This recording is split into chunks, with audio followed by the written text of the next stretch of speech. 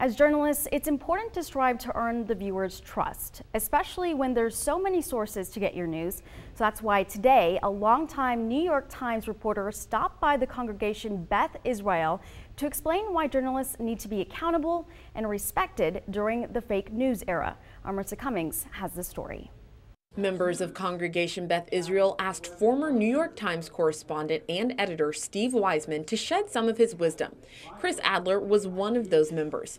She suggested Weisman speak about fake news. Because it's become of great concern to people in the United States. Fake news, how it gets out there, and what we do to combat it. Weisman says while a version of fake news has always existed, it has taken on a new meaning. Mostly the term that some politicians use to denounce news stories that they don't like or that they disagree with. He says he understands that regardless of what is considered fake news, people have become more skeptical of media outlets, so journalists need to be more vigilant.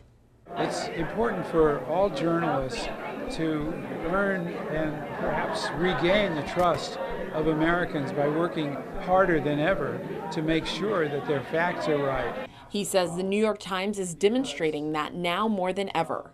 If somebody complains about something being inaccurate, the Times jumps on it, and they run corrections and they run clarifications. Chris Adler says this was all information she didn't know before. It's been eye-opening. Marissa Cummings, 3 News.